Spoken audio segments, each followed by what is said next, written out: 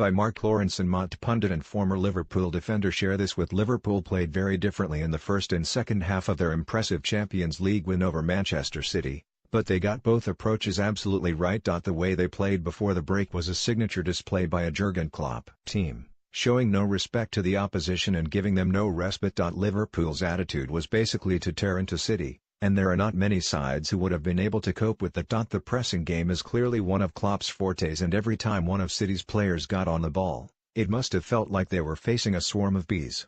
After half-time, though, the Reds showed the kind of defensive discipline to protect their 3-0 lead that we do not usually associate with this Liverpool team. The fact Loris Karius did not have a shot to save says it all about how good they were at the back. I don't think anyone was surprised by the way Liverpool started the game at such a frenetic pace. Surely City knew it was coming and that they just had to ride out the storm. In a situation like that, even if you concede one goal early on, then you react to what is happening and make sure you do not concede another straight afterwards. But I think the problem for Pep Guardiola's side is that so few teams ever attack City, they are just not used to it at all.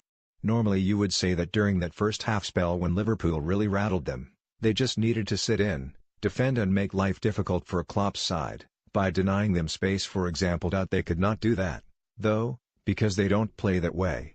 As a team they are not used to going backwards, or being under pressure the way they were. When City's clever ball players like David Silva or Kevin De Bruyne got on the ball, they felt like they were being rushed.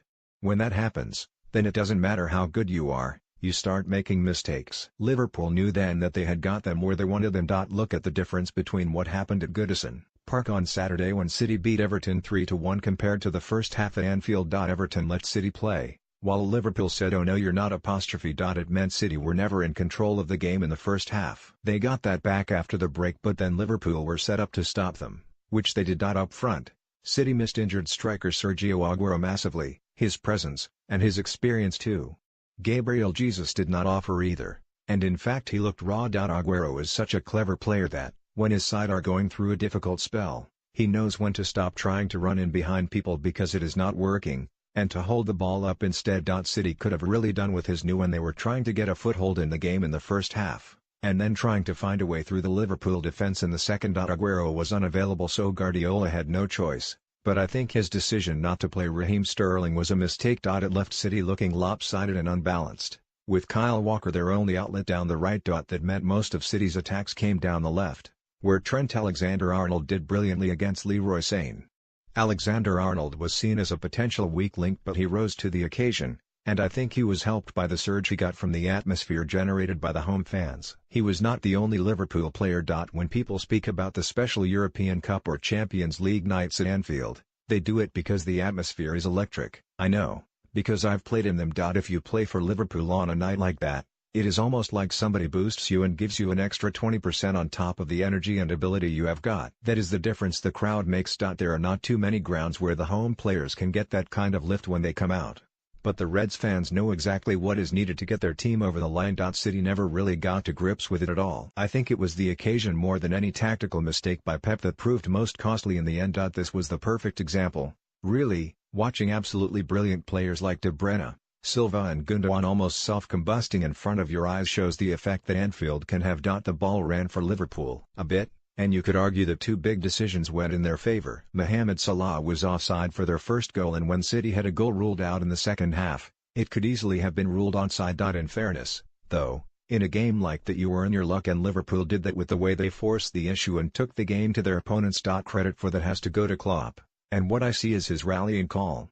It's like he says to his team, come on, it is now or never before games like this, and he usually gets a response. City have been absolutely outstanding this year, but I can understand why Liverpool came out and showed such belief, and it is not just because they beat them 4-3 at Anfield in January. It sounds strange, but Liverpool also played extremely well when they lost 5-0 at Etihad Stadium in September, or at least until Sadio Mane was sent off anyway. Klopp seems to have this ability to send them out a bit like soldiers going over the top. They believe in what he wants them to do, and, if they start with a goal like they did against City, that belief grows. The crowd get behind them as well, and you can actually sometimes physically sense the opposition panicking. That was how it worked out on Wednesday, and the great thing for Liverpool is the result means that if they nick an away goal next week, then they can get beaten 4-1 and still go through. If Liverpool fans looked at this game slightly obtusely, They could say thanks very much to Everton for the way they played against City at the weekend. Everton let City play and made it so easy for them that it maybe just lulled them into a false sense of security, and made them think they were playing well. City had 3 weeks off before they went to Goodison, yet people thought they were back in the swing of things. When the going got tough, that was not the case. Most weeks, as we have seen all season, City totally overpower teams with pace, possession and attacking intent. But when things are flipped around, they don't look comfortable. Without a shadow of a doubt, City will play better in the second leg at Etihad Stadium on Tuesday. But can they beat Liverpool by 4 goals? I am not sure, especially with the threat that Liverpool pose on the break. City could be 2 goals up at halftime and people might be thinking it is on. But if Liverpool nick a goal, it will leave Guardiola's side needing 3 more, and after seeing how the first leg went, I am not backing them to keep a clean sheet. Mark Lawrenson was speaking to BBC Sports' Chris Bevan. Share this with